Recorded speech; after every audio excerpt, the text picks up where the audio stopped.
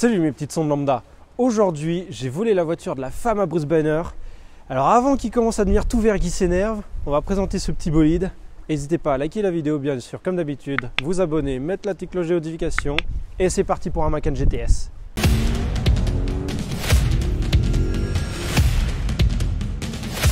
À tout moment, je peux mourir. Alors on se retrouve en 2014 quand Porsche a sorti un entre-deux entre la Panamera et le Cayenne, on va dire, parce que on voulait un truc un peu plus dynamique qu'un char d'assaut et un petit peu plus petit qu'un Cayenne et on va dire qui prend moins de place, surtout en centre-ville.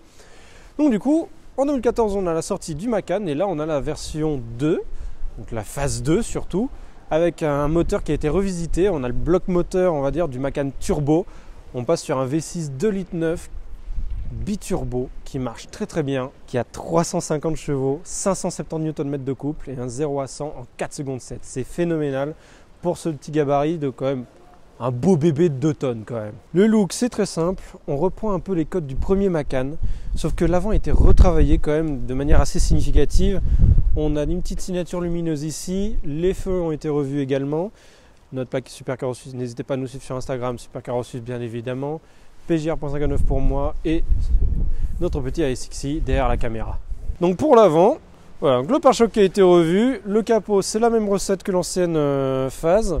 On a des magnifiques nerveurs dessus et la couleur elle est absolument incroyable. Des pneus qui sont énormes, des roues énormissimes, 21 pouces avec des jantes qui reprennent un peu le design des Fuchs, voilà, qui sont en option avec des disques qui sont ni perforés ni ventilés, mais on reconnaît toujours les pinces de frein Porsche bien rouges qui donnent ce petit côté dynamique.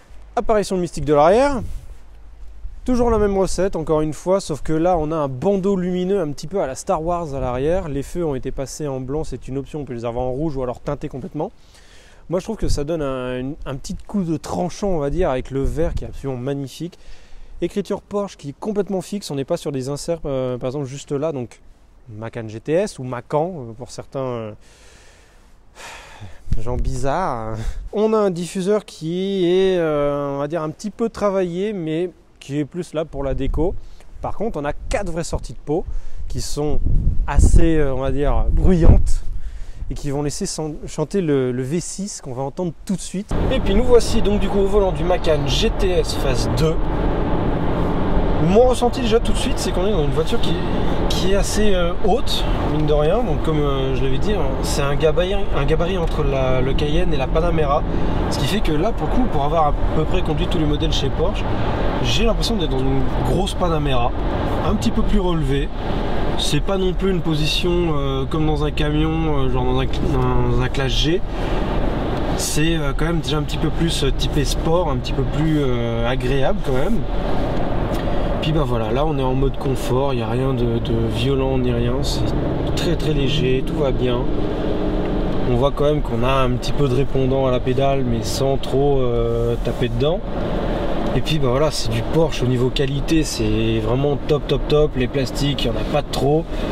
On a du cuir surpiqué rouge partout parce que sur les GTS on a la surpiqûre rouge et ici on a la petite broderie GTS. On a un volant 3 branches qui change entre la phase 1 et la phase 2 avec du coup le sélecteur de vitesse qui apparaît sur le volant et qui n'est plus donc du coup sur la petite console centrale sur laquelle on a énormément de boutons. On a donc tous les boutons classiques pour régler la clim, mais aussi pour ouvrir les clapets, pour mettre les suspensions sport, pour rabaisser les suspensions, parce que mine de rien c'est quand même un semblant de SUV, donc on veut quand même pouvoir passer un petit peu dans les chemins, un peu de terre battue. On a 3 compteurs parce que les 5 compteurs c'est réservé à la 911. Voilà, il me semble que le Cayenne il a 3 compteurs le Cayenne si je ne me trompe pas. D'ailleurs dites-moi en commentaire, je ne me souviens plus. Les petites aérations un petit peu partout, donc on est bien englobé, on peut régler la température à gauche, à droite, devant, derrière, partout. Et c'est une voiture dans laquelle on est quand même très bien. C'est une voiture qui se veut daily dans le sens où pourquoi prendre un Macan Turbo quand tu peux prendre un GTS qui coûte déjà beaucoup moins cher, qui marche très bien pour tous les jours, Parce que bah, honnêtement, est-ce que tu as vraiment besoin de plus de 400 chevaux pour faire mumuse tous les jours?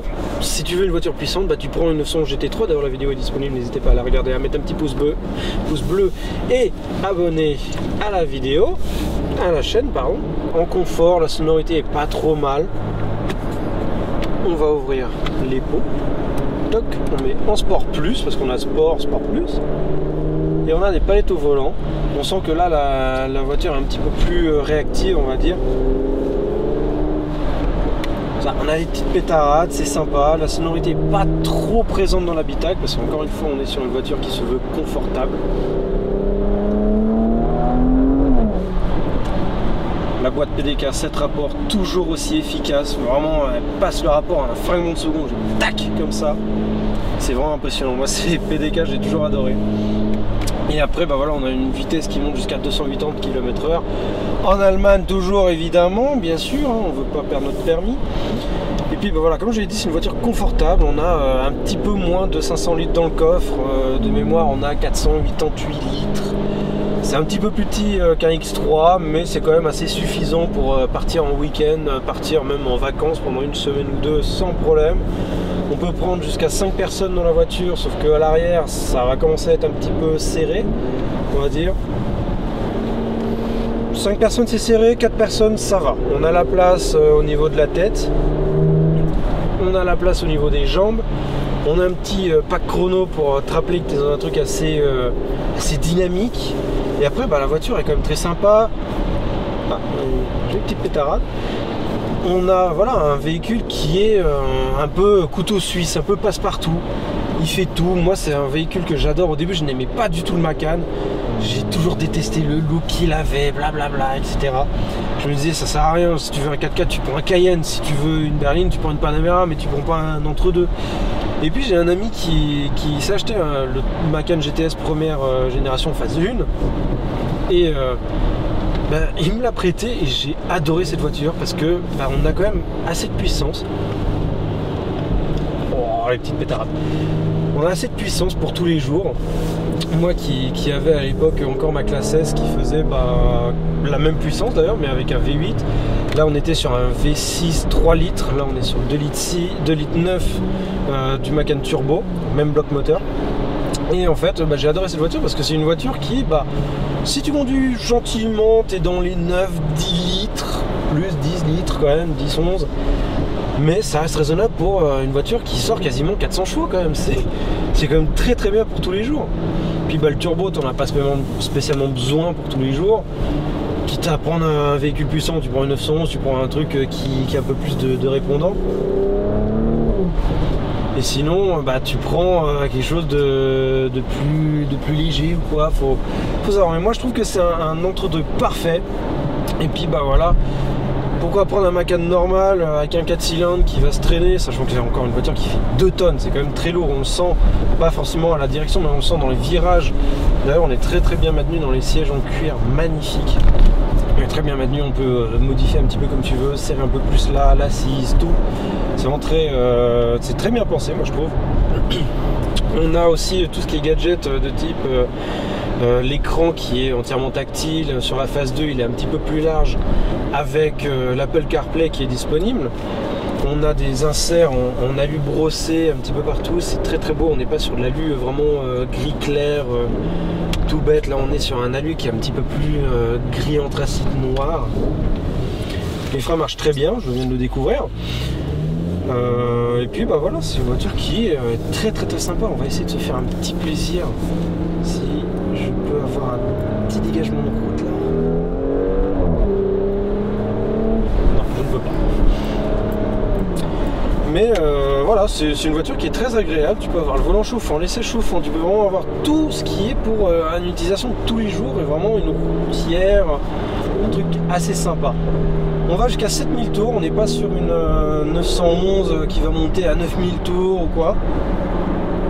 C'est c'est simple, c'est bien, et moi je trouve que c'est une voiture qui, pour sa gamme de prix, alors si tu vas pas non plus dans des grosses configurations avec le prix d'une Clio en option, tu peux t'en sortir à un prix assez convenable et d'occasion, tu regardes pour une phase 1, 45 000, t'en as une qui est très propre quoi. Donc voilà. Et puis on se dit à la prochaine. Des gros bisous. N'hésitez pas à vous abonner encore une fois à Instagram, à la chaîne YouTube, mettre un petit pouce bleu et je vous dis à la prochaine.